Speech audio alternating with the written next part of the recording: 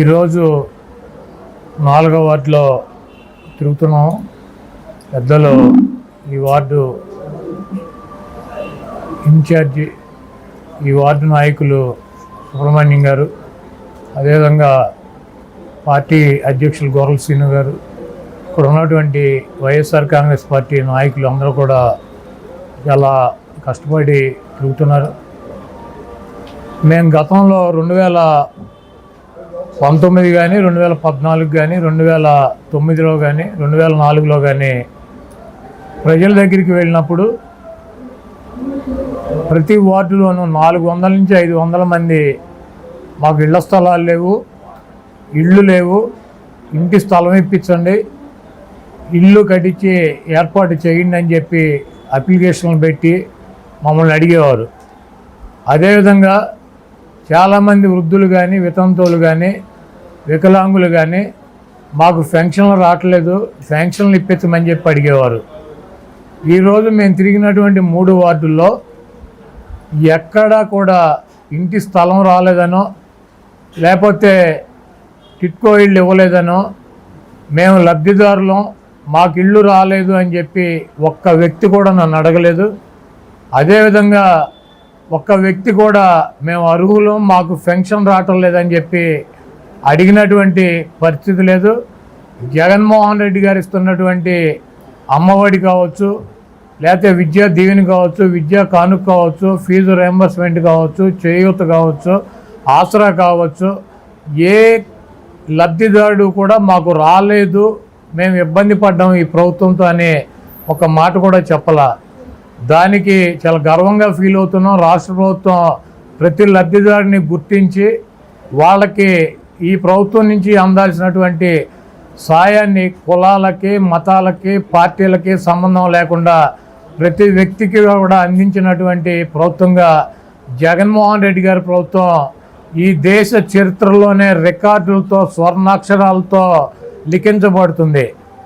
అదేవిధంగా ఈ గుడివాడలో తెలుగుదేశం పార్టీ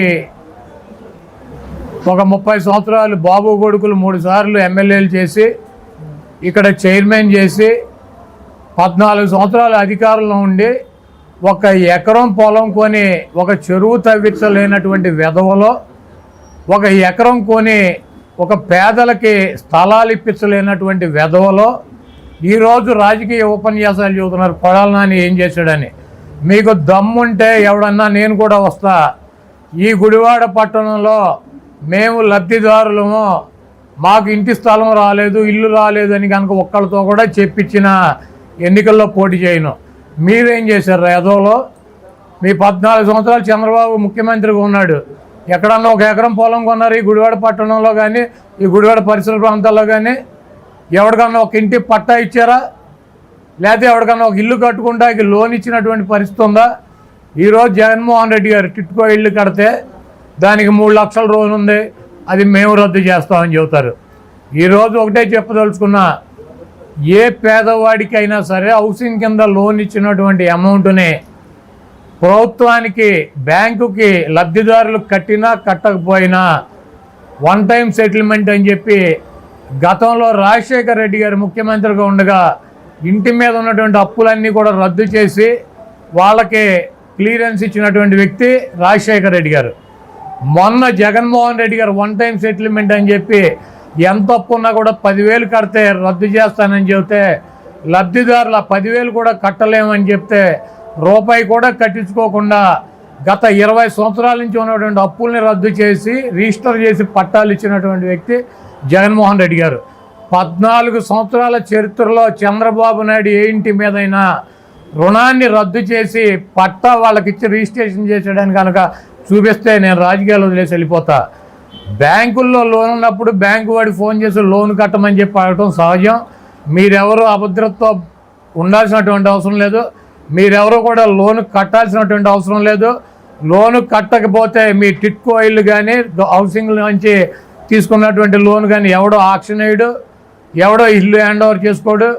ప్రభుత్వం వచ్చినాక 1 టైం సెటిల్మెంట్లో పూర్తిగా ఉన్నటువంటి రుణాలనే రద్దు చేసి ఇప్పటికే డాక్యుమెంట్ రిజిస్టర్ చేసి వాళ్ళకి ఇచ్చాము.